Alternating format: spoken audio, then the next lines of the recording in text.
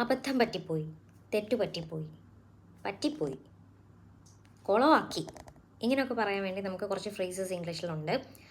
Common ആയിട്ട് നമുക്ക് എല്ലാവർക്കും അറിയാവുന്നതാണ് ഐ സ്ക്രൂഡ് അപ്പ് അല്ലെങ്കിൽ ഐ മെസ്ഡ് അപ്പ്. അതല്ലാതെ നമുക്ക് വേറെ കുറച്ച് സെൻറ്റൻസസും യൂസേജസും ഒന്ന് നോക്കിയാലോ. വലിയൊരു അബദ്ധം പറ്റി, ഐ മെയ്ഡ് എ ബ്ലണ്ടർ. ഞാനൊരു മണ്ടത്തരം കാണിച്ചു, ഐ മെയ്ഡ് എ സ്റ്റ്യൂപ്പിഡ് മിസ്റ്റേക്ക്. അറിയാതെ ഒരു അബദ്ധം പറ്റി എന്ന് പറയാനാണെങ്കിൽ ഐ മെയ്ഡ് എ ഗൂഫ് എന്ന് പറയാം, അല്ലെങ്കിൽ ഗൂഫ്ഡ് അപ്പ് എന്നും പറയാം വേർബായിട്ട്. I really goofed up this type by forgetting the meeting attend ചെയ്യണമെന്നുള്ളത് മറന്നുപോയി, അറ്റൻഡ് ചെയ്തില്ല. അപ്പോൾ അതൊരു സില്ലി മിസ്റ്റേക്ക് അല്ലേ. ഗൂഫ് എന്നുള്ള വാക്കിന് എ കെയർലെസ് മിസ്റ്റേക്ക് എന്നും അർത്ഥമുണ്ട്, കെയർലെസ് അല്ലെങ്കിൽ ഒരു ഫൂളിഷ് പേഴ്സൺ എന്നും അർത്ഥമുണ്ട്. ഇനി കുറച്ച് നമുക്ക് ഡെയിലി കോൺവെർസേഷൻസിൽ ഉപയോഗിക്കാൻ പറ്റുന്ന സെൻറ്റൻസസ് നോക്കാം.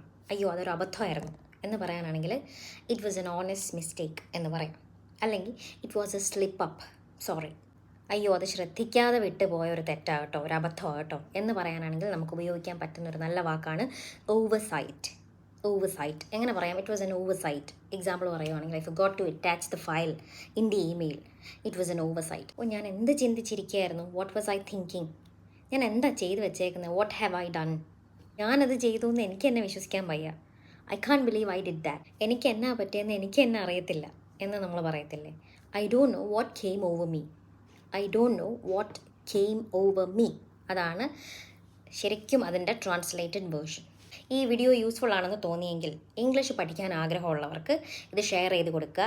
പിന്നെ please hit the like button if you like this video tutorial, and also save this video in case you forget the usages mentioned. Thank you.